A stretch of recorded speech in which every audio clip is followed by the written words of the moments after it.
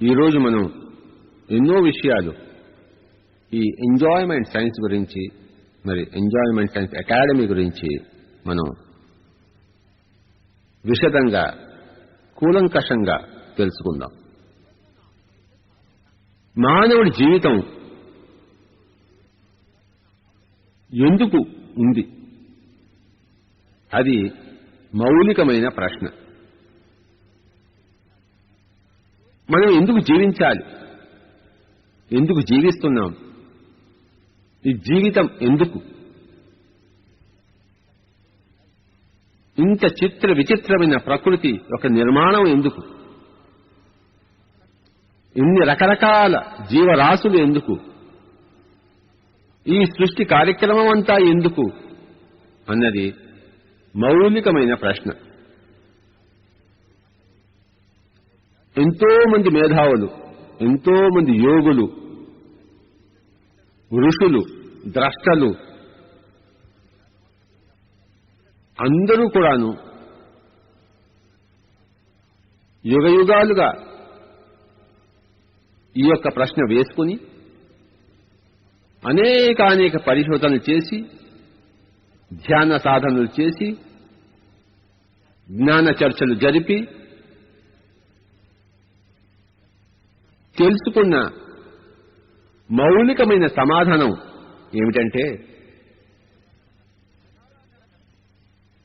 జీవితం అన్నది ఆనందంగా ఉండడానికి అని. జీవితం అనేది నిత్యము సుఖంగా జీవించడం కోసము అన్నది వీరందరూ కూడాను తెలుసుకున్న పరమ సత్యం. కనుకనే వేదాలలో ఏం చెప్పబడి ఉందంటే, అన్నిటికన్నా గొప్పది ఆనందం, ఆనందో బ్రహ్మ చెప్పబడింది. బ్రహ్మ అంటే భూరితి బ్రహ్మ అని దాని యొక్క అర్థం. భూ అంటే గొప్పదైనది, గొప్పదైన వస్తువుని బ్రహ్మ అంటాం. ఏది గొప్ప? అహం బ్రహ్మాస్మి, నేను అనేది గొప్ప.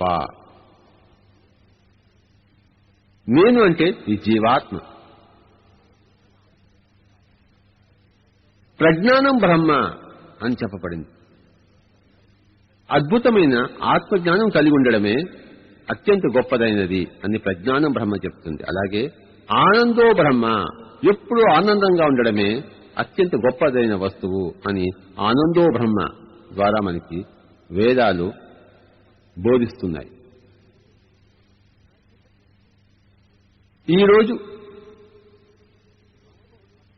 తిరుపతి స్పిరిచువల్ సొసైటీ యొక్క ఆధ్వర్యంలో ఈ యొక్క తిరుపతి ఎంజాయ్మెంట్ సైన్స్ అకాడమీ యొక్క స్థాపన జరిగింది అంటే అది పిరమిడ్ స్పిరిచువల్ సొసైటీస్ యొక్క మూవ్మెంట్కి మరొక అద్భుతమైన శకం ఆరంభం కాబోతుందన్నమాట. పిరమిడ్ స్పిరిచువల్ సొసైటీస్ వారు 1991లో ది కర్నూల్ స్పిరిచువల్ సొసైటీ ద్వారా ప్రజలకు ధ్యాన మార్గం గురించి, ఆత్మజ్ఞాన మార్గం గురించి, జీవితాన్ని అర్థవంతంగా జీవించడం గురించి చెప్పడం కోసం అప్పుడు మొదలైన పిరమిడ్ స్పిరిచువల్ సొసైటీస్ మూవ్మెంట్ నిరాఘాటంగా సాగి శాఖోపశాఖలై రాష్ట్రమంతా విస్తరించింది. మొన్న ఫిబ్రవరి 25వ తారీఖున ఈ యొక్క పిరమిడ్ స్పిరిచువల్ సొసైటీస్ మూవ్మెంట్ తన 2వ విభాగాన్ని స్థాపించింది. అదే బుద్ధా పిరమిడ్ పార్టీ. ఈరోజు పిరమిడ్ స్పిరిచువల్ సొసైటీస్ మూవ్మెంట్ తన 3వ విభాగాన్ని శ్రీకారం చుట్టింది. అదే ది ఎంజాయ్మెంట్ సైన్స్ అకాడమీ. ప్రప్రథమంగా ఇది తిరుపతి స్పిరిచువల్ సొసైటీ ద్వారా రూపకల్పన చెందింపబడిన తిరుపతి ఎంజాయ్మెంట్ సైన్స్ అకాడమీ. ఇదే మూసలో, ఇదే విధంగా ప్రతి స్పిరిచువల్ సొసైటీ కూడాను తమ తమ పట్టణాల్లో, తమ తమ పట్టణాల పేరు మీద ఎంజాయ్మెంట్ సైన్స్ అకాడమీస్ ని స్థాపిస్తాయి. ఈ ఎంజాయ్మెంట్ సైన్స్ అకాడమీస్ యొక్క ముఖ్య ఉద్దేశం ఏంటంటే జీవితాన్ని ఎలా ఆనందంగా జీవించాలి, అనుక్షణము ప్రతి సందర్భంలోనూ అన్ని స్థితిగతుల్లోనూ ఏ విధంగా ఆనందంగా జీవించాలి అన్న యొక్క ఈ శాస్త్రాన్ని ప్రజలకు బోధిస్తుంది. ఇది శాస్త్రం. గణిత శాస్త్రములాగా, రసాయనిక శాస్త్రములాగా, న్యాయశాస్త్రంలాగా ఇది ఆనంద శాస్త్రం. ఆనందం ఎలా అని పరిశోధించే శాస్త్రం. ఆనందం ఎలా అని పరిశోధన చేసి వాటికి మార్గాలు తెలుసుకుని అందరికీ ప్రబోధించే శాస్త్రం. ప్రతిదీ కూడా శాస్త్రమే. శాస్త్రం తెలియకుండా మనం ఒక పని చేయవచ్చు, శాస్త్రము తెలిసి మనము ఆ పని చేయవచ్చు. ఉదాహరణకు రైతులు ఉన్నారు, వ్యవసాయం చేస్తున్నారు. వ్యవసాయ శాస్త్రం తెలియకపోవచ్చు, కానీ వ్యవసాయం చేస్తున్నారు, పంటలు పండిస్తున్నారు. కానీ వ్యవసాయ శాస్త్రం తెలిస్తే మరింత బాగా పండిస్తారు. ప్రతి ఒక్కళ్ళు కూడా బాత్రూమ్ సింగింగ్ ఉంది. స్నానం పోసుకునేటప్పుడు చక్కగా పాటలు పాడుకుంటూ ఉంటారు. కానీ సంగీత కళాశాలలకు వెళ్తే సంగీత శాస్త్రం నేర్చుకుంటే ఆ యొక్క సంగీతం అనేది ప్రశాస్త్రంగా వచ్చి ఇంకా ఆనందాన్ని మనకి ప్రసాదిస్తుంది. సంగీత శాస్త్రం ఉంది, సంగీత విద్య ఉంది, సంగీత కళ ఉంది. అలాగే మాట్లాడడం ఉదాహరణ తీసుకుందాం. మాట్లాడడం కూడా ఒక సైన్స్. ఎలా మాట్లాడాలి, ఎప్పుడు మాట్లాడాలి, ఎంత మాట్లాడాలి, ఏ విధంగా ఇంటోనేషన్ ఉండాలి, అప్పుడప్పుడు గ్యాప్స్ ఇస్తూ ఉండాలి, చిన్నగా మాట్లాడాలి, పెద్దగా మాట్లాడాలి, స్వరమాధుర్యం ఉండాలి, మాటల్లో లాలిత్యం ఉండాలి. సో ఇవన్నీ కూడాను మనం తెలుసుకుని వాటిని అధ్యయనం చేసి అభ్యాసం చేయడమే. అది కూడా ఒక సైన్స్. ప్రతిదీ ఒక శాస్త్రమే, ప్రతిదీ ఒక సైన్సే. ఇప్పుడు రికార్డింగ్ చేస్తున్నాము. రికార్డింగ్ ఎలా చేయాలి, అది పెద్ద సైన్స్. అది ప్రతి వాళ్ళు రికార్డింగ్ చేయలేరు, దానికి ట్రైనింగ్ కావాలి. అదొక సైన్స్, అదొక ఆర్ట్, అదొక విద్య, అదొక శాస్త్రం. మరి ప్రతి చిన్న విషయానికి ఒక శాస్త్రం ఉన్నప్పుడు జీవితం అంతా ఆనందంగా గడపాలి అన్న అద్భుతం విషయానికి ఒక శాస్త్రం ఉండదా? ఉండి తీరుతుంది. అదే ఎంజాయ్మెంట్ సైన్స్. ఈ శాస్త్రాన్ని పరిశోధించడానికి, అందులో ఉన్న విషయాలు, సూత్రాలు తెలుసుకోవడానికి, తెలుసుకున్న సూత్రాలని ప్రజలందరికీ విరజిమ్మడానికే ఈ తిరుపతి ఎంజాయ్మెంట్ సైన్స్ అకాడమీ స్థాపింపబడింది. పొద్దున్నే లేస్తాం, లేచి బద్ధకంతో మళ్ళీ మనం పడుకుంటాం. ఒక గంట పడుకుంటాం, చాలా బాగుంటుంది పడుకుంటే. కానీ పొద్దున్న లేచి వెంటనే స్నానం చేసి ధ్యానాన్ని కూర్చుంటే ఇంకా ఎక్కువ ఆనందంగా ఉంటుంది. మనం ఆ ఒక్క గంట పడుకునే ఆనందం కన్నా వెంటనే స్నానం చేసి కళ్ళు మూసుకుని శ్వాస మీద ధ్యాస పెడితే పొద్దున్నే అద్భుతమైన చిత్తవృత్తి నిరోధం జరిగి ఎంత బ్రహ్మానందంగా ఉంటుందో. కనుక ఒక ఆనందం కన్నా ఇంకొక ఆనందం గొప్పదైనప్పుడు అంతకుముందున్న ఆనందాన్ని వదిలిపెట్టేసి ప్రత్యేకమైన గొప్పదైన మరొక ఆనందానికి మనం దగ్గర కావాలి. అదే ఆనంద శాస్త్రం బోధిస్తుంది. ఒక ఉద్యోగం ద్వారా 10 రూపాయలు సంపాదిస్తున్నప్పుడు, మరొక ఉద్యోగం ఒక అవకాశం వచ్చినప్పుడు, అందులో మనం 50 రూపాయలు సంపాదించగలిగిన అవకాశం వచ్చినప్పుడు అంతకు ముందున్న ఉద్యోగాన్ని వదిలిపెట్టేయాలి. అదే తెలివితేటలంటే. నేను ఇప్పుడు చేస్తున్నాను కదా, నాకు 10 రూపాయలు వస్తున్నాయి కదా అంటే, అవును చేస్తున్నావు, 10 రూపాయలు వస్తున్నాయి, కానీ 50 రూపాయలు వస్తాయి. ఆ ఉద్యోగం వెళ్ళు, ఈ ఉద్యోగం మానేసి ఇదే సమయాన్ని ఆ ఉద్యోగంలో పెట్టు, నీకు 50 రూపాయలు వస్తాయి. అలాగే ఒక పనిని చేస్తున్నాం ఆనందం కోసం, ఆనందం వస్తుంది, కానీ అదే పనిని మరొక విధంగా అదే సమయాన్ని మరొక దాంట్లో మనం పెడితే అందులో మనకి ఎక్కువ ఆనందాన్ని వచ్చేటట్లయితే ఆ పని చేయాలి కదా. కనుక పొద్దున్నే నిద్ర తీరిన తర్వాత కూడాను బద్ధకంతో మళ్లీ దుప్పటి కప్పుకొని మళ్లీ ఆ పక్క మీద దుల్లే బదులు ఆ గంట సేపు లేచి శుభ్రంగా స్నానం చేసి చక్కటి ఆసనంలో కూర్చుని కళ్ళు రెండు మూసుకుని శ్వాస మీద ధ్యాస పెడితే బ్రహ్మానందం వస్తుంది. ఈ తరుణంలో నాకు రామకృష్ణ పరమహంస గారు గుర్తుకొస్తున్నారు. ఆయన 3 రకాల ఆనందాల గురించి చెప్పారు. విషయానందము, భజనానందము, బ్రహ్మానందం.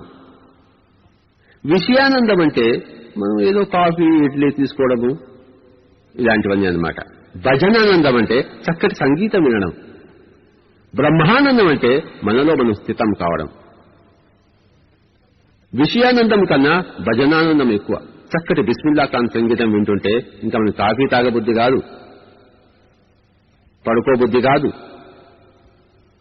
ఎందుకంటే భజనానందము అద్భుతమైనది.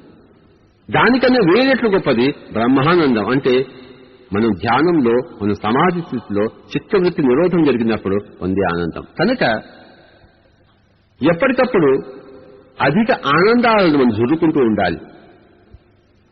కనుక పొద్దునే 1 గంట బద్ధకంగా పక్క మీద ఉండే బదులు ఆ 1 గంట సేపు ధ్యానం తెలియని వాళ్ళు చక్కటి సంగీత సాధన చేసుకుంటే భజనానందం వస్తుంది. ధ్యానం తెలిసిన వాళ్ళు ధ్యానం చేస్తే బ్రహ్మానందం వస్తుంది. కనుక ఈ ఆనంద శాస్త్రము ఇలాంటి వాటన్నిటిని బోధిస్తుంది. ఇంకొక ఉదాహరణ, ఒక క్రికెట్ ఆడుతున్నాం. మనకి బ్యాటింగ్ వెళ్ళినప్పుడు వెంటనే అవుట్ అయిపోతాము, మళ్ళీ పెవిలియన్ తిరిగి వస్తాము. ఇది అవుట్ కావడం సహజము అని అనుకున్నప్పుడు మనం బాధపడం. అయ్యో అవుట్ పోయానే ఇంకెలాగా అని దాని మీద జీవితంతో ఆధారపడి ఉంది అని అనుకున్నప్పుడు మనకి ఎంతో దుఃఖం కలుగుతుంది. జీవితం రకరకాలుగా ఉంది. ఒకసారి అవుట్ అయితే మన యొక్క తప్పులు మనం తెలుసుకున్నాం, మరోసారి చేయకూడదు అన్న పాజిటివ్ థింకింగ్ ఉంటే మనకి ఎప్పుడు దుఃఖపు రాదు. ప్రతి దాంట్లో నేర్చుకుంటాం. నా వికెట్ పోయింది అని ఎడవం. ఓహో, నేను చక్కగా ఒక విషయం తెలుసుకున్నాను. నేను అనవసరంగా out side of stick ball పోతుంటే దానికోసం పరుగులెడ్డాను, అది చేయకూడదు. ఇవాళ ఒక కొత్త సత్యం తెలుసుకున్నాను. నేను అవుట్ సైడ్ ఆఫ్ స్టిక్ నేను వీక్ కనుక వచ్చేటప్పుడు నేను వచ్చే ఆ ఆటలో వచ్చే ఇన్నింగ్స్ లో ఎక్కడ జాగ్రత్తతో ఉండాలి అన్న కొత్త విషయం తెలుసుకున్నందుకు ఆనందించాలి. వికెట్ పోయినందుకు అవుట్ అయినందుకు ఏడవడం కాదు. కనుక ఇవన్నీ కూడా మనం ఒక దృష్టిలో చూస్తే దుఃఖం ఉంటుంది, ఇంకొక దృష్టిలో చూస్తే ఆనందం అనిపిస్తుంది. కనుక ఏ దృష్టిలో చూడాలి, ఏ దృష్టి కోణాల నుంచి చూడకూడదు అన్నది ఈ యొక్క ఆనంద శాస్త్రం, ఎంజాయ్మెంట్ సైన్స్ మనకి బోధిస్తుంది. మరొక చిన్న ఉదాహరణ, ఇంటికి ఎవరైనా వస్తారు అమ్మలకల కబుర్లు మాట్లాడడానికి. వాళ్ళతో ఇంటికి వచ్చారు కదా మొహమాట పడి వాళ్ళతో కూడా అమ్మలకల కబుర్లు మాట్లాడితే వాళ్ళు వెళ్ళిపోయిన తర్వాత మనం బాధపడతాం. నా సమయం వృధా అయింది అని చెప్పేసి అడుసు తొక్కనేలా తాళ్ళు కడుక్కోనేలా. వాళ్ళు వచ్చినప్పుడు నిర్మోహమాటంగా చెప్పాలి, నేను అమ్మలకల కబుర్లు మాట్లాడను, నీ పాయింట్ ఏమిటి, ఎందుకు వచ్చావు అని చెప్పేసి దయచేసి ఇద్దరం కలిసి ధ్యానం చేద్దాం, సరైన విధంగా జీవిద్దాం, లేకపోతే నీ దారి నువ్వు పట్టు, నేను వేరే చేసుకుంటాను అని నిర్మోహమాట ఉండాలి. మొహమాట పడకూడదు. మొహమాట పడితే మనం దుఃఖానికి లోనవుతాం, ఆనందం కోల్పోతాం. ఎప్పటికప్పుడు నిష్కర్షగా ఉండాలి, ఫ్రాంక్ గా ఉండాలి. ఆది నిష్ఠూరం మేలు అంత్య నిష్ఠూరం కన్నా. ఆది నిష్ఠూరం ఉన్నవాళ్లు ఎప్పుడూ ఆనందమైన ఉంటారు. అంత్య నిష్ఠూరానికి అంతా అయిపోయిన తర్వాత చివరిలో నిష్ఠూరం వస్తే ఏం లాభం? చేతులు కాలిన తర్వాత ఆకులు పట్టుకుంటే ఏం లాభం? కనుక ఏ పని చేసే ముందే ఆలోచించి చేయాలి. అప్పుడు ఆ పని సక్రమంగా జరుగుతుంది, మనకి ఆనందాన్ని మిగిలిస్తుంది. ఆలోచించకుండా పనులు చేస్తే, ఆలోచించకుండా మాట్లాడితే, ఆలోచించకుండా చూస్తే, ఆలోచించకుండా వింటే మనకి మిగిలే దుఃఖము. మాట్లాడే ప్రతి మాట ముందు మనం ఆలోచిస్తే ఇది అవసరమా లేదా, అప్పుడు అవసరమైన పని చేస్తాము. అవసరమైన పని మనకి ఆనందాన్ని ఇస్తుంది, అనవసరమైన పని మనకి దుఃఖాన్ని కలిగిస్తుంది. కనుక పనికిరాని మాటలు మాట్లాడేవాళ్ళు మేము ఏదో ఎంజాయ్ చేస్తున్నామని అనుకుంటారు, కానీ చిన్న ఎంజాయ్మెంట్ కోసం పెద్ద ఎంజాయ్మెంట్ని కోల్పోతున్నారని వాళ్ళకి తెలియదు. కనుక ఇదంతా కూడాను అద్భుతమైన ఎంజాయ్మెంట్ సైన్స్. ఇంకొక ఉదాహరణ, బస్సులో వెళ్తూ ఉంటాం, ఇంటి నుంచి ఆఫీస్కి ఒక అర్ధగంట సేపు బస్సు ప్రయాణం ఉంటుంది. ప్రతిరోజు వెళ్తున్నాం, ఆ రోడ్లలో చూడడానికి ఏమీ ఉండదు. కళ్ళు మూసుకుని శ్వాసని ధ్యాస పెడితే ఎంత ఆనందం వస్తుందో అర్ధగంటలో. ఇది తెలియని వాళ్ళు జీవితం bore, half an hour bore, వేధవ ప్రయాణం అని బస్సు వాళ్ళని తిట్టుకుని, డ్రైవర్ని తిట్టుకుని, చుట్టుపక్కల వాళ్ళని తిట్టుకుని, ఎనర్జీ పోగొట్టుకుని కృంగి కృషిస్తుంటారు. కానీ ఈ ఎంజాయ్మెంట్ సైన్స్ తెలిసిన వారు, ధ్యాన శాస్త్రం తెలిసిన వారు, ఆనంద శాస్త్రం తెలిసిన వారు వాళ్ళు ఏం చేస్తారంటే బస్సులో కూర్చోగానే ఇప్పుడు నాకు స్పెషల్ ఎంజాయ్మెంట్ ఉంది, ఇప్పుడు నేను ధ్యానం అనే ఒక అద్భుతమైన ఆనందంలో ఎంజాయ్మెంట్ లో వెళ్తున్నాను, కళ్ళు మూసుకుని శ్వాస మీద ధ్యాసపడతాడు. లేకపోతే ఒక పుస్తకం తీసుకుంటాడు, భగవద్గీత చదువుకుంటాడు, లేకపోతే షేక్స్పియర్ చదువుకుంటాడు, లేకపోతే యండమూరి వీరేంద్రనాథ్ చదువుకుంటాడు. వాళ్ళ ఇష్టం. ఊరికే కూర్చునే బదులు చదువుకోవచ్చు కదా. లేకపోతే ఒక మన వాక్మెన్ పెట్టుకుని చక్కగా సంగీతాన్ని వింటాడు. ఎప్పుడు చేతిలో వాక్మెన్ ఉండాలి. ఇంకే పని లేనప్పుడు వెంటనే అది చెవికి తగిలించుకుంటే ఎంత ఆనందమో. కంచి పట్టు చీర కొనే వాళ్ళు ఒక వాక్మెన్ కొనాలి. కనుక ఎన్నో రకరకాల మార్గాలు ఉన్నాయి. ప్రతి క్షణము మనం ఎక్కడున్నా ఆనందంగా జీవించడానికి, బస్సులో ఉన్నా, ఇంట్లో ఉన్నా, ఆఫీస్లో ఉన్నా. ఆఫీస్లో కూడా ఏమీ పని లేనప్పుడు ఒక 10 నిమిషాలు ధ్యానం చేసుకోవచ్చు, ఒక పుస్తకం చదవచ్చు, చిన్న సంగీతం క్యాసెట్ వినవచ్చు, చెమ్మంగుడి శ్రీనివాసాన్ని వినవచ్చు, రమణీని వినవచ్చు, హరిప్రసాద్ చౌరాసి అని వినవచ్చు. ఆ 5 నిమిషాలైనా సరే అది ఎంతటి ఆనందాన్ని ఇస్తుంది, ఎంతటి శక్తిని ఇస్తుంది. ఇవన్నీ చిన్న చిన్న చిట్కాలు. మనం ఇంట్లో వంట వండుకుంటున్నాం, రోజు అదే పాత వంట చేసుకుంటాం, అదే కూరని అదే విధంగా చేస్తాం, కొత్త విధానంగా మనం ప్రయోగించాం. ఎన్నో రకరకాలుగా చేసుకోవచ్చు ఒకటే వంకాయ కూరని. మొన్న అదేదో సినిమాలో రకరకాల వంకాయ కూర యొక్క ప్రదర్శన జరిగింది. 190 లక్షల వంకాయ కూరలు చేశారు. అది కరెక్ట్. రోజుకో వంకాయ కూర ఒక విధంగా చేసుకోవాలి. అది ఆనంద శాస్త్రం బోధిస్తుంది. దీనికంతా శ్రమ అవసరము, ఆసక్తి అవసరము, కృషి అవసరము, తెలివి అవసరం. ఇవన్నీ లేని వాళ్ళకి జీవితము బోరుగా ఉంటుంది, దుఃఖరహితంగా ఉంటుంది, దుఃఖ సహితంగా ఉంటుంది, ఆనందరహితంగా ఉంటుంది. కానీ ఈ ఆనంద శాస్త్రాన్ని ఇది ఒక శాస్త్రంగా అధ్యయనం చేసిన వాళ్ళు ప్రతి క్షణం కూడాను ఇంకా ఇంత ఆనందాన్ని దొరుకోవచ్చు, ఈ వంకాయ కూరను ఇంకా ఇంత బాగా చేయవచ్చు, ఇంత గుమగుమలాడుతూ రుచి రుచిగా చేసుకోవచ్చు అని తెలుసుకుంటారు. కొంతమంది ఏంటంటే ఊరికే తినేస్తుంటారు, కడుపు నింపుతూ ఉంటారు. అది తిన్నంతసేపు బాగుంటుంది, తిన్న తర్వాత 2 గంటల సేపు బాధిస్తుంది, దుఃఖానికి గురి చేస్తుంది. కనుక తింటున్నప్పుడే జాగ్రత్తగా ఉంటే, అవసరమైనంతే తింటే ఆ తర్వాత 2 గంటలు బాధపడక్కర్లేదు. ఇప్పుడు ఏదైనా ఒక పని చేస్తున్నప్పుడు దాని పరిణామం భవిష్యత్తులో దారుణంగా ఉన్నప్పుడు ఆ పనిని ఇప్పుడు మనం చేయకూడదు. ఈ పనిని ఇప్పుడే ఎంజాయ్ చేస్తున్నాము, తర్వాత ఏమైనా కానీ అనుకున్నప్పుడు వాళ్ళకి దుఃఖమే మిగులుతుంది, ఆనందం ఉండదు. ఏ పని ద్వారా అయితే ఇప్పుడు ఆనందము, తదుపరి ఆనందము ఉంటుందో అదే సరైన పని, అదే సరైన ఆనంద శాస్త్రం. కనుక ఎక్కువ డబ్బు సంపాదించామనుకోండి, ఆ డబ్బును ఏం చేయాలో తెలియదు. ఇన్కమ్ ట్యాక్స్ వాళ్ళు ఎప్పుడు వస్తారేమో, రేట్స్ చేస్తారేమో, దొంగలు వస్తారేమో, నా కొడుకు సర్వనాశనం చేస్తున్నాడు నా డబ్బుని అని చెప్పేసి వాడి బాధలు వర్ణనాతీతం. ఏ రోజుకి ఆ రోజు సంపాదిస్తున్నాడుకో వాడి ఆనందం వర్ణనాతీతం. 10 తరాలకు సంపాదించాలి డబ్బు అని అనుకున్న వాడి యొక్క దుఃఖం వర్ణనాతీతం. కనుక శంకరాచార్య వారు కూడా చెప్పారు, అర్థం అనర్థం భావయ నిత్యం నాట్య తత సుఖలేశ సత్యం పుత్రాదపదన భాజాం ప్రీతి సర్వత్రైష విహితాది. ఎక్కువ డబ్బు సంపాదించడం వల్ల ఎక్కువ దుఃఖాన్ని కొనుక్కుంటున్నారు. తగినంత డబ్బుతో తృప్తి పడిన వాడు అనంతమైన ఆనందాన్ని పొందుతున్నాడు. ఇది ఆనందానికి మార్గం. చూశారా, ఎక్కువ డబ్బు వస్తే ఎక్కువ ఆనందం వస్తుంది అనుకుంటున్నారు మూర్ఖ ప్రజలు. అది కానే కాదు. మితిలోనే ఉంది ఆనందం, అతిలో లేదు ఆనందం.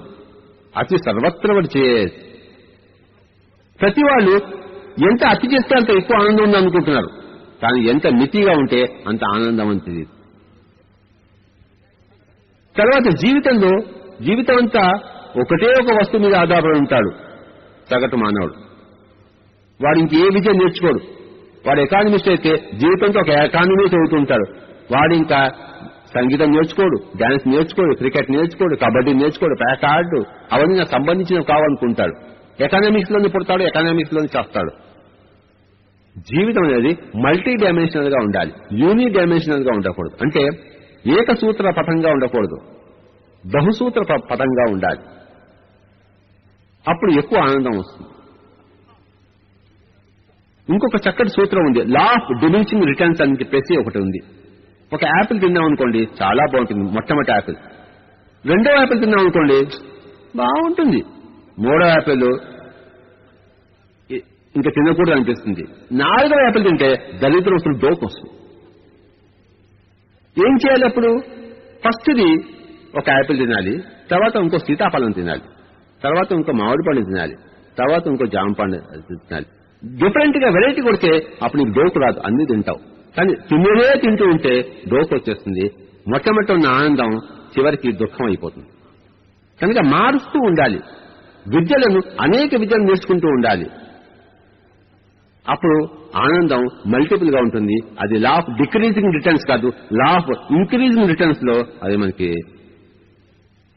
మనం దాని ద్వారా లాభాలు పొందుతాం. ఇవన్నీ కూడా ఆనంద సూత్రాలు. కాలేజ్ అయిపోతూనే ఇంకా పుస్తకాలకి గుడ్ బై చెప్తారు. అయిపోయింది అనుకుంటారు, ఇంకా పుస్తకాలు చదివే స్టేజ్ అయిపోయింది మాకు అనుకుంటారు పిచ్చోళ్ళు. పుస్తకాల్లో ఉన్నంత ఆనందం మరో దాంట్లో లేదు. అందులో ఎంత వినోదం ఉందో, ఎంత విజ్ఞానం ఉందో, ఎంత విశ్రాంతి ఉందో. మహానుభావుల పుస్తకాలు చదువుతుంటే, గొప్ప గొప్ప రచయితల పుస్తకాలు చదువుతుంటే ఎంతో విశ్రాంతి, ఎంతో వినోదం, ఎంతో ఆనందం. షేక్స్పియర్ చదవకపోతే వాడి జీవితమే వేస్ట్. చార్ల్స్ డికెన్స్ చదవకపోతే వాడి జీవితమే వేస్ట్. కనుక ఊరికి సినిమా పోయి ఆనందం పొందుతున్నాడు కానీ ఇంట్లో కూర్చుని ఆనందం పొందలేదు అనుకుంటున్నాడు. సినిమాకి పోతేనే ఆనందం, టీవీ ముందు కూర్చుంటేనే ఆనందం. టీవీ అద్భుతమైన ఆనందం, కానీ టీవీ ఒక్కటే ఆనందం కాదు. పుస్తకాలు అద్భుతమైన ఆనందం, పుస్తకాలు ఒక్కటే ఆనందం కాదు. పుస్తకాలు చూడాలి, టీవీ చూడాలి, ఈ రెండు ఒక్కటే, ఇవి రెండే ఆనందం కాదు. క్రికెట్ కూడా ఆడాలి, వంట కూడా నేర్చుకోవాలి, ధ్యానం కూడా చేయాలి, ఆత్మజ్ఞానం నేర్చుకోవాలి. అది ఎంత ఆనందము. కనుక జీవితంలో ఏ ఒక్క ఆనందానికి మనం దూరం కాకూడదు. అన్ని ఆనందాలను పొందాలి, భౌతికంగా, మానసికంగా, బుద్ధిపరంగా, ఆత్మపరంగా. పక్కింటి వాళ్ళతో మనం మాట్లాడాం. మనం నాకేం పట్టింది వాడితో మాట్లాడడానికి. వాడితో మిత్రత్వం చేసుకుంటే ఏమో కొత్త ఆనందాలను మనకేమో దారి చూపిస్తాడేమో, మనకేం తెలుసు. మన దగ్గర లేని క్యాసెట్, కిషోర్ కుమార్ క్యాసెట్ వాడి దగ్గర ఉందేమో. వాడితో మిత్రత్వం చేసుకుంటే ఆ కిషోర్ కుమార్ క్యాసెట్ మనకి ఇస్తాడు, మనం దాన్ని ఎంజాయ్ చేయొచ్చు.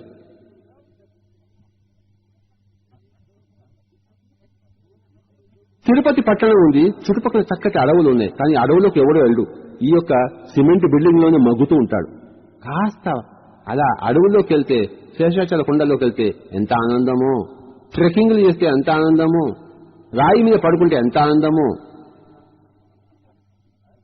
అలాగే వర్షం వస్తుంది అనుకోండి, ఇంట్లోకి పరిగెత్తుతాడు, వర్షంలోకి పరిగెత్తాలి, రోడ్డు మీద పరిగెత్తాలి, ఫ్రీ షవర్ బాత్, ఎంత బాగుంటుందో. ఇవన్నీ ఆనంద సూత్రాలు.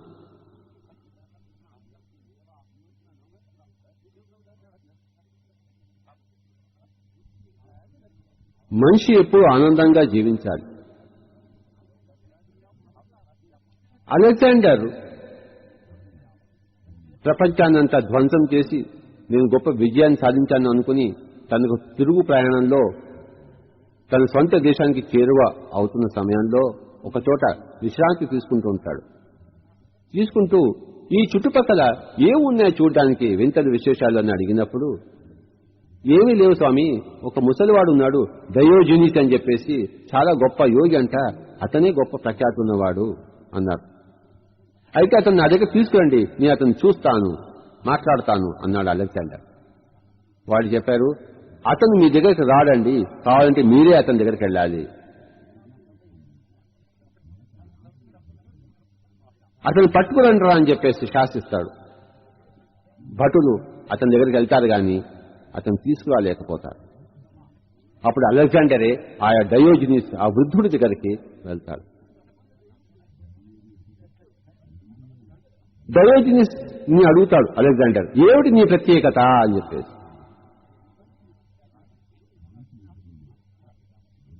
అంటే డయోజనీస్ అడుగుతాడు, నేను చెప్పే ముందర నేను నీకో ప్రశ్న అడుగుతాను, నువ్వెందుకు ఈ రాజ్యాలన్నీ కొల్లగొట్టావు? నేను ఇంటికి వెళ్ళిన తర్వాత చక్కగా హాయిగా జీవిస్తాను ఈ యొక్క సంపదలతో, సిరితో, ప్రఖ్యాతితో అని అంటాడు. అవన్నీ ఏమీ లేకుండా నేను చిన్నప్పటి నుంచే ప్రతిరోజు ఆనందంగా జీవిస్తున్నాను అని డయోజనీస్ అంటాడు. ఆనందంగా జీవించడం కోసం ఇవన్నీ సంపాదించావు, దానికోసం ఎంతో కష్టపడ్డావు, నేను ఎప్పుడు చిన్నప్పటి నుంచే ఆనందంగా జీవిస్తున్నాను, అది నా ప్రత్యేకత అన్నాడు డయోజనీస్. అలాగే చాలా మంది చుట్టుపక్కల వాళ్ళు కొంతమంది డయోజనీస్ దగ్గరికి వెళ్ళి, మీరు ఎలా ఆనందంగా ఉండగలుగుతున్నారు అనుక్షణము అని ప్రశ్న వేశారు. అప్పుడు ఆ డయోజనీస్ చెప్పారు, పొద్దున లేవంగానే నేను ఒక నిర్ణయం తీసుకుంటాను, ప్రతిరోజు ఇవాళ నేను ఆనందంగా ఉంటాను, ఏది ఏమైనా సరే, అంతే. ఆ నిర్ణయం తీసుకుంటాను కనుక ఆ రోజంతా ఆనందంగా ఉండగలుగుతాను, ఎండైనా వానైనా, కలిమైనా లేమైనా, భోజనం దొరికినా దొరకపోయినా, ఎందుకంటే నిర్ణయం తీసుకున్నాను కనుక. అదేవిధంగా ప్రతిరోజు పొద్దున్న నిర్ణయం తీసుకుంటాను కనుకనే ఆనందంగా ఉండగలుగుతున్నాను అని జవాబు చెప్పాడు. ఇది అద్భుతమైన సూత్రం, ఆనంద సూత్రం, ఆనంద శాస్త్ర సూత్రం.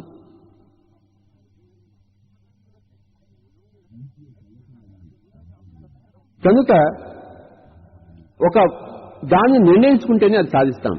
ఎలాగంటే నేను సంగీతం నేర్చుకోవాలి అని ఒక నిర్ణయం చేసినప్పుడు ఆ సంగీతం నేర్చుకుంటాం. నిర్ణయం లేనప్పుడు వస్తుందో రాదో, చేస్తామో చేయమన్నప్పుడు సంగీతం ఎప్పటికీ రాదు. నేను ఆనందంగా జీవించాలి ఎలాంటి పరిస్థితుల్లోనైనా అని ఒక నిర్ణయం తీసుకుంటే ఎప్పుడు ఆనందంగా ఉంటాం, ఎందుకంటే మనం నిర్ణయం తీసుకున్నాం కనుక ఆనందంగా ఉంటాం. కనుక అది సూత్రం, నిర్ణయం తీసుకోవాలి. నేను ఇవాళ ఆనందంగా ఉంటాను, ఎట్టి పరిస్థితుల్లోనైనా. పక్కవాడు గాడిదా అని చెబుతాడు, అయినా నేను నిర్ణయం చేసుకున్నాను కదా పొద్దునే, కనుక నాకేమీ బాధే లేదు, ఎందుకంటే పొద్దునే నేను నిర్ణయం చేసుకున్నాను, ఎవడు ఏమన్నా సరే నేను ఆనందంగా ఉంటాను అని చెప్పేసి. ఫర్ ఎగ్జాంపుల్, పొద్దున్నే నిర్ణయం తీసుకున్నాం అనుకోండి, ఇవాళ అంతా నేను లంకన ఉంటాను, ఏమీ తినను అని చెప్పేసి. ఆ రోజు వాడికి ఏం తినడానికి దొరకదు అనుకోండి, ఎవడు, ఎందుకంటే ఎలాగో నిర్ణయం చేసుకున్నాడు ఏం తినని చెప్పేసి. దొరికినా తిండు, దొరకకపోయినా బాధ లేదు. ఇవాళ బాగా తింటాను అని నిర్ణయం చేసుకుంటా అనుకోండి, వాడికి ఆ రోజు ఏమీ దొరకదు, అప్పుడు వాడు బాధపడతాడు, ఎందుకంటే తినటానికి రెడీ అయిపోయాడు కానీ ఏమీ తినడానికి దొరకలేదు. వాడి బాధ వర్ణనాతీతం. నేను ఇవాళ అంతా తింటానని నిర్ణయం చేసుకునేవాడు, వాడికి ఏదో ఒకటి కొత్తగా దొరుకుతూనే ఉండాలి, ఏ ఇంట్లో వెళ్ళినా. దొరికితే ఆనందం, దొరకపోతే దుఃఖం. కానీ నేను ఇవాళ ఏది తినను అని నిర్ణయం చేసుకున్న వాడికి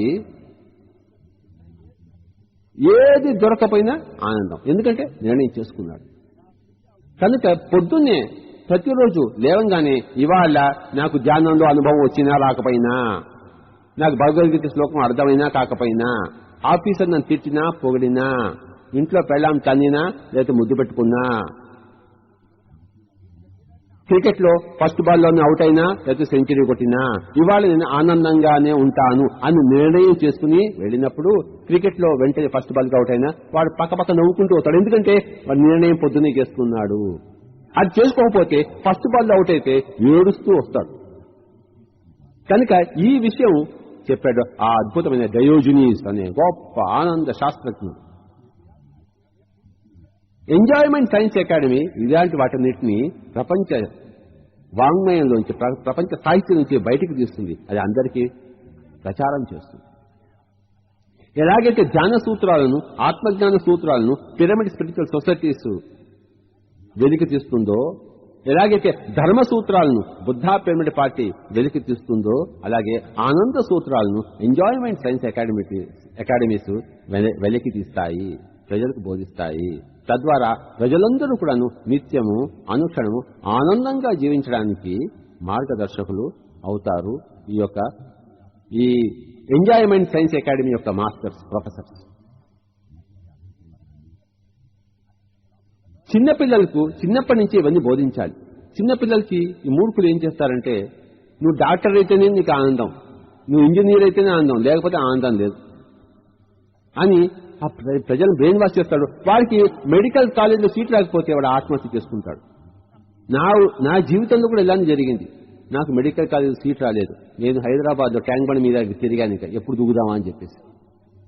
నా తల్లిదండ్రులు ఆ విధమైన మూర్ఖ భావం నాలో ప్రవేశపెట్టారు, నన్ను దుఃఖగామనం చేశారు. మెడికల్ కాలేజ్ సీట్ రాకపోతే నా జీవితం బతుకు వ్యర్థం అని నాకు భావన కల్పించారు. నాకెంతో దుఃఖాన్ని కలిగించారు. నేను నా పిల్లలకి అలా చెప్పలేదు, మీ ఇష్టం వచ్చినట్టు చేయండి, నువ్వు మున్సిపాలిటీ స్వీపర్గా ఉన్నా ఆనందంగా జీవించవచ్చు, డాక్టర్ ఇంజనీర్ ఏం కావక్కర్లేదు అని నేను వాళ్ళందరికీ బోధిస్తున్నా. కనుక వాళ్ళు ఇప్పుడు నిత్యము ఆనందంగా జీవిస్తున్నారు. 1 మార్కు తక్కువైనా 2 మార్కులు ఎక్కువైనా వాళ్ళకి ఎటువంటి బాధ లేదు. కనుక ఆ విధంగా ఆత్మజ్ఞాన పరంగా వాళ్ళు పిల్లలు పెరిగారు. కనుక నా పిల్లలు అద్భుతమైన ఆనందంలో ఎప్పుడూ జీవిస్తూ ఉంటారు, వాళ్ళకి ఎప్పుడు దుఃఖమే లేదు. కానీ నా యొక్క మూర్ఖ తల్లిదండ్రుల కింద నేను ఎంతో దుఃఖం అనుభవించాను. ఆత్మహత్య కూడా చేసుకోవడానికి రెడీ అయ్యాను. ట్యాంక్ బండ్ మీద తిరిగాను, హైదరాబాద్ ట్యాంక్ బండ్లో. కానీ నీళ్లు చాలా చల్లగా ఉంటాయని చెప్పేసి నేను మళ్ళీ వెనక్కి తిరిగి వచ్చేసాను. అదే వేడి నీళ్లు ఉండేట్లయితే దూకి ఉండేవాడిని వాడు, ఎందుకంటే నాకు చల్ల నీళ్లు పడవు.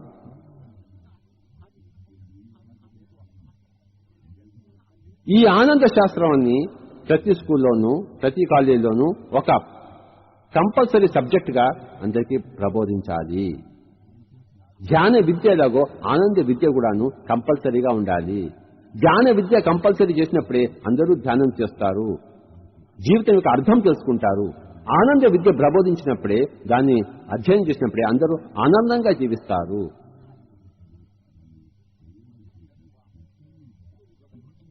డబ్బులో ఆనందం లేదు, ఆనందంలో ఆనందం ఉంది. డబ్బులో డబ్బు ఉంది, ఆనందంలో ఆనందం ఉంది. డబ్బులో ఆనందం ఉంది అనుకుంటున్నారు, ఆనందంలోనే ఆనందం ఉంది అని తెలుసుకోవడమే మౌలికమైన ఆనంద శాస్త్ర సూత్రాన్ని తెలుసుకుని ఉండడము. ఇది మనకి డయోజినిస్ యొక్క చరిత్ర ద్వారా మనకి చక్కగా విశదమైంది. ఒక అద్భుతమైన సూత్రము రిచర్డ్ బాక్ అని గ్రేట్ మాస్టర్ మనకి ఇచ్చాడు. దాని గురించి కొంత తెలుసుకుందాం.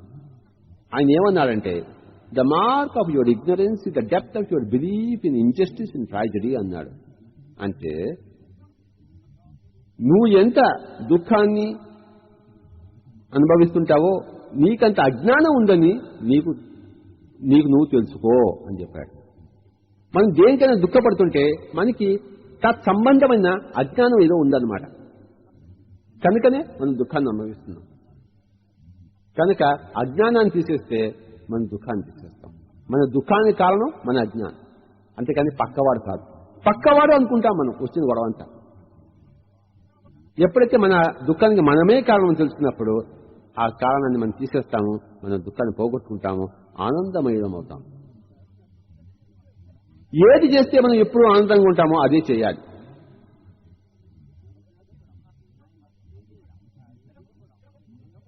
పక్క వాళ్ళని తెలుసుకోవాలి, ఏది చేస్తే ఆనందంగా ఉంటుంది అని చెప్పేసి. శాస్త్రాలను చదవాలి, గ్రంథాలను చదవాలి, చక్కటి సాంగత్యం చేయాలి, అందరి నుంచి తెలుసుకోవాలి. ఏది చేస్తే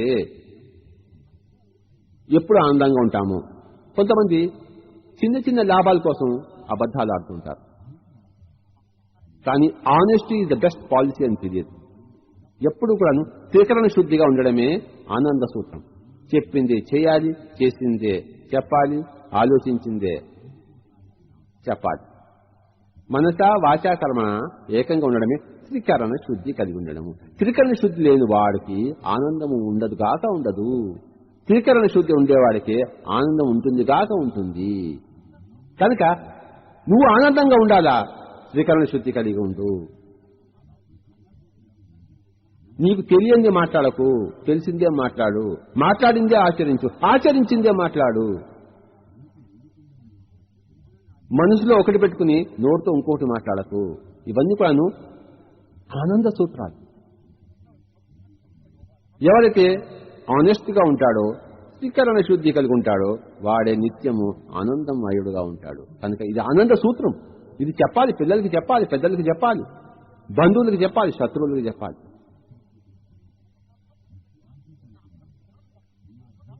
ఎప్పుడూ ఆనందంగా ఉండాలి. మరొక అద్భుతమైన ఆనంద సూత్రం ఏంటంటే, ఒక 10 రూపాయలు మనం 10 బస్తాలు మోసి సంపాదించామనుకోండి, ఆ 10 రూపాయలు ఎంత అద్భుతమైన ఆనందాన్ని ఇస్తున్నాయో. మన జేబు తండ్రి గారి జేబు నుంచి 10 రూపాయలు కొట్టేస్తే ఆ 10 రూపాయలు మనకి ఆనందాన్ని ఇవ్వవు. 10 బస్తాలు మోసి బస్తాకు ₹1 చొప్పున సంపాదించి ఆ 10 రూపాయలు ఉంటే మనం మేఘాల్లో తేలుతూ ఉంటాం, భూమి మీద ఉన్నాం. కనుక కష్టపడి సంపాదించిన డబ్బుతోనే మనకు ఆనందం ఉంది, కానీ తేరగా వచ్చిన డబ్బుతో ఆనందం లేదు. ఇది ఆనంద సూత్రం. కష్టపడితేనే ఆనందము. సోమరితనంగా ఉంటే, దొంగతనాలు చేస్తే ఆనందం ఉండదు. ఉంటుంది అనుకుంటున్నారు వాళ్ళు, కానీ ఆనందం ఉండదు. ఒక దొంగతనం చేసిన వాడు పక్కవాడి కళ్ళలో కళ్ళు పెట్టి చూడలేడు. త్రికరణ శుద్ధి ఉన్నవాడు అందరి కళ్ళలోనూ కళ్ళు పెట్టి చూస్తాడు. శ్రీకృష్ణుడు ముందర వచ్చినా ఏమిటో కొంచెం చెప్పు అని ఆ శ్రీకృష్ణుడి కళ్ళలో కూడా శుభ్రంగా కళ్ళు పెట్టి చూస్తాడు ఈ త్రికరణ శుద్ధి ఉన్నవాడు. ఏమాత్రం త్రికరణ శుద్ధి లేనివాడు ఎవ్వడి కళ్ళలోనూ కళ్ళు పెట్టి చూడలేడు. అదొక బతుక.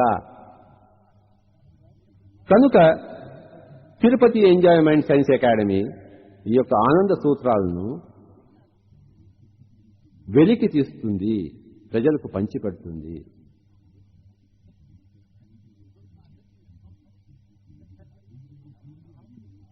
సత్యం తెలుసుకోవడంలో ఆనందం ఉంది, ధర్మం చేయడంలో ఆనందం ఉంది. అందుకని సత్యం ధర్మం అన్నారు. సత్యాన్ని నమ్ముకొని వాడు, ధర్మాన్ని ఆచరించిన వాడికి ఆనందం లేదు. కనుక పిరమిడ్ స్పిరిచువల్ సొసైటీ మాస్టర్స్కే, బుద్ధా పిరమిడ్ పార్టీ మాస్టర్స్కే అద్భుతమైన ఆనందం వస్తుంది. వాళ్ళే ఆనందగాములుగా ఉంటారు.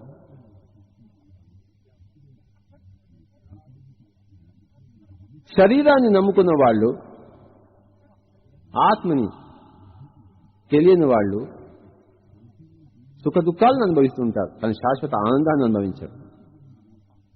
ఆత్మ యొక్క తత్వాన్ని తెలుసుకున్న వాళ్లే, ఆత్మను అనుభవించిన వాళ్లే శాశ్వత ఆనందంలో ఉంటారు. అదే మోక్షము, అపవర్గము, నిశ్రేయస్సు, సాల్వేషను, లిబరేషను, ఎన్లైటన్మెంట్, నిర్వాణము. ఇవన్నీ శాశ్వత ఆనంద స్థితి. అంటే ఇంకా పాలు పెరుగు అయిపోయిన స్థితి, దుఃఖం ఆనందం అయిపోయిన స్థితి. పెరుగు అయిపోయిన తర్వాత మళ్ళీ పాలు కాదు. కనుక ఒకసారి శాశ్వత ఆనందం వచ్చిన తర్వాత ఇంకా మరి వెన్ను చూపు ఉండదు, ఇంకెప్పుడు దుఃఖం రమ్మన్నా రాదు. అలాంటి స్థితిని పొందాలంటే ప్రతి మనిషి ధ్యానంలో సహస్రార చక్రం ఛేదించాలి. సహస్రార చక్రం ఛేదించినప్పుడు ఆ యొక్క 1000 పడగల పాము ఉత్తేజింపబడినప్పుడు, ఆ యొక్క సహస్రదళ కమలం విచ్చుకున్నప్పుడు ఇంకా శాశ్వత ఆనంద స్థితి, అదే మహాపరినిర్వాణ స్థితి. ఆ స్థితిని చేరుకుంటే వాడు సహజంగానే ఏమి చేసినా ఏమి చేయకపోయినా ఎప్పుడు ఆనందంలో ఉంటాడు. చేసినా ఆనందము, చేయకపోయినా ఆనందం, ఉన్నా ఆనందము, లేకపోయినా ఆనందం. కూర్చుంటే ఆనందము, నించుంటే ఆనందం, పడుకుంటే ఆనందము, తిరుగుతే ఆనందము, మాట్లాడితే ఆనందము, మౌనంగా ఉంటే ఆనందము, కలిసి ఉంటే ఆనందము, కలిసి లేకపోతే ఆనందం. ఇవన్నీ కూడాను సహస్రార చక్రం యొక్క, సహస్రదళ కమలము యొక్క, 1000 పడగల పాము యొక్క స్థితి. దట్ ఈస్ ద హైయెస్ట్ ఆనంద ఆఫ్ దెమ్ ఆల్. కనుక ఈరోజు మనం ఎన్నో విషయాలు ఈ ఆనందం గురించి తెలుసుకున్నాం. ఆనందాన్ని ఇంగ్లీష్లో ఎంజాయ్మెంట్ అంటారు, ఆనంద శాస్త్రాన్ని ఎంజాయ్మెంట్ సైన్స్ అంటారు, ఆనంద శాస్త్ర పరిశోధన కేంద్రాన్ని ఎంజాయ్మెంట్ సైన్స్ అకాడమీ అంటారు.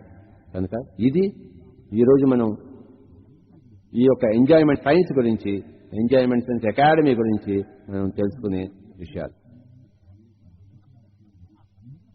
ఇవన్నీ మన చిన్నపిల్లలకి చెప్పాలి. ఒక ఆడామగా కూడితే ఆనందం, పెళ్లి చేసుకుంటే ఆనందం, పిల్లల్ని కంటే ఆనందం, ఇంట్లో ఎవరైనా పిల్లలు పుడితే పై లోకానికి ఈ లోకానికి వచ్చారని ఆనందం, ఇంట్లో ఎవరైనా చచ్చిపోతే ఈ లోకానికి మళ్ళీ వాళ్ళ స్వస్థానానికి వెళ్ళిపోయారని ఆనందం.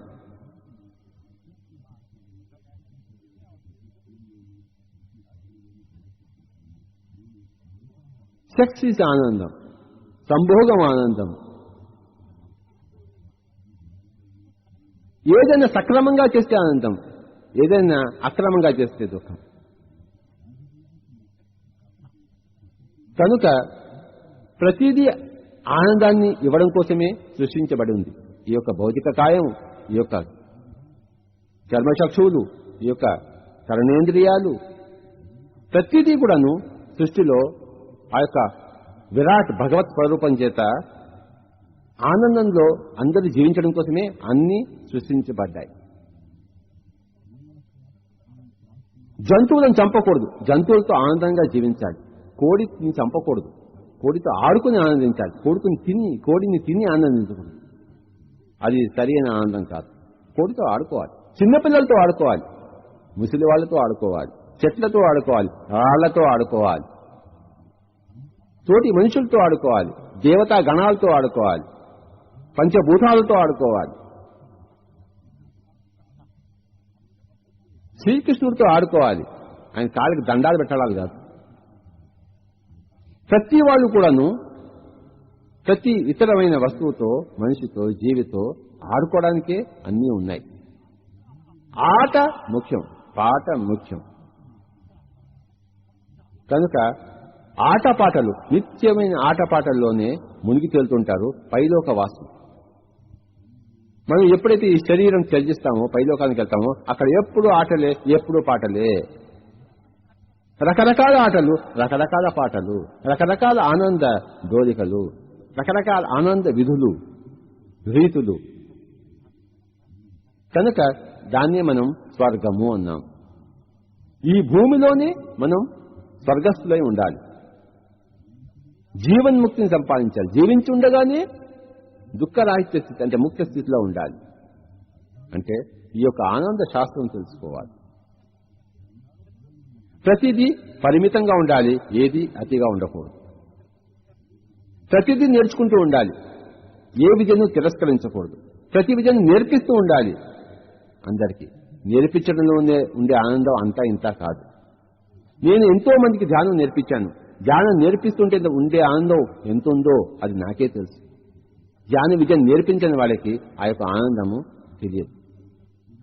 అందరూ ధ్యానంలో కూర్చుని గంటలు గంటలు వాళ్ళు మళ్ళీ నా దగ్గరకు వస్తూ, మాకు ఈ అనుభవం వచ్చింది, నాకు ఒక తలకాయ నొప్పి పోయింది, నాకు కృష్ణుడు కనిపించాడు, నా ఘట్టజమ్మలు చూసుకున్నాను అని వాడు చెప్తుంటే నాకెంత ఆనందమో. ధ్యానం చేస్తే వచ్చిన ఆనందం కన్నా ధ్యానం చేస్తే వచ్చే ఆనందం వెయ్యింతలు గొప్పది, పెద్దది. కనుక ఎప్పటికప్పుడు గొప్ప గొప్ప ఆనందాలను పొందుతూ ఉండాలి. ఇప్పుడు ఈరోజు ఈ ఎంజాయ్మెంట్ సైన్స్ గురించి నేను మాట్లాడుతుంటే నాకెంత ఆనందంగా ఉందో. ఎందుకంటే ఆనందం గురించి ప్రపంచానికంతా చెప్పడం అత్యద్భుతమైన ఆనందం కదా. కనుక చూసేరమైన నాకెంత ఆనందంగా ఉందో. నా వాయిస్ ఇప్పుడు మీరు ఉంటున్నారు, నా ముఖం చూస్తే నేను ఎంత ఆనందంగా ఉన్నానో మీకు తెలుస్తుంది. యాక్చువల్లీ ఇక్కడ నా చుట్టుపక్కల ఉన్న ఈ రఘురామ్ గారికి తెలుసు ఇప్పుడు నాకు ఎంత ఆనందంగా ఉందో. నా ముఖం చూస్తే తెలుసు. కనుక ముఖం, ఫేస్ ఇది ఇండెక్స్ ఆఫ్ మైండ్ అన్నారు. మన ముఖం అనేది మన రూప యొక్క, మనసు యొక్క ప్రతిబింబం. మనసు నిర్మలంగా ఉంటే మన ముఖం కూడా నిర్మలంగా ఉంటుంది. మనసులో మలం ఉంటే ముఖం అంతా ముడతలు పడిపోయి చీకాకు పడి వాడేదో వెధవలా కనబడతాడు. మనసు నిర్మలంగా ఉంటే ఆ ముఖం బ్రహ్మ తేజస్సుతో ఉంటుంది. ఎంత నిగనిగలాడుతుంటుందో మళ్ళీ మళ్ళీ చూడాలనిపిస్తుంది. ఆ ముఖాన్ని ముద్దు పెట్టుకోవాలనిపిస్తుంది, లేకపోతే ఉమ్మాలనిపిస్తుంది ఆ ముఖం మీద. కనుక ఈ ఆనంద శాస్త్రం ద్వారా మనసు ఎప్పుడు ఆనందమయంగా ఉంటే ఈ భౌతిక కాయం కూడా, మన ముఖం కూడాను ఎంత అందంగా తయారవుతుందో, ఎంత కళగా ఉంటుందో. కనుక భౌతిక శాస్త్రం కూడాను ఆనంద శాస్త్రం మీద ఆధారపడదు. మన భౌతికత కూడాను మన యొక్క లోపలి ఆనంద స్థితుల మీద ఆధారపడింది. కనుక ఈ యొక్క విషయాన్ని తెలుసుకుని కాస్మెటిక్స్ అక్కర్లేదు. లోపల ఆనందంగా ఉంటే బయట ఫ్రెష్గా ఉంటాం, బయట బ్యూటిఫుల్గా ఉంటాం. లోపల ప్యూర్గా ఉంటే బయట బ్యూటిఫుల్గా ఉంటాం. లోపల ఇంప్యూరిటీ ఉంటే బయట వికృతంగా ఉంటాం మన ఆకారం. ఈ తిరుపతి ఎంజాయ్మెంట్ సైన్స్ అకాడమీ ఎప్పటికప్పుడు ఈ విషయాలన్నింటినీ ప్రత్యేక పత్రికల ద్వారా ప్రజలకు తెలియజేస్తుంటుంది. ఈ యొక్క ప్రత్యేక నామకరణం కూడా చేయడం జరిగింది. ఆనందో బ్రహ్మ అనే ఈ యొక్క మ్యాగజైన్ ద్వారా ఈ విషయాలన్నీ కూడాను బయటికి ఎప్పటికప్పుడు వస్తూ ఉంటాయి. ద్వైమాస పత్రిక. ఇలాంటి ఎంజాయ్మెంట్ సైన్స్ అకాడమీసే ప్రతి ఊర్లోనూ ప్రతి పట్టణంలోనూ రావాలి. అందుకోసం కృషి చేస్తుంది ఈ యొక్క పిరమిడ్ స్పిరిచువల్ సొసైటీ మూవ్మెంట్. జీవితంలో ఆనందం అనేది అప్పుడో ఎప్పుడో కాదు, ఎప్పుడూ ఉండాలి అన్నదే మన ధ్యేయం, మన అందరి ధ్యేయం. Thank you very much.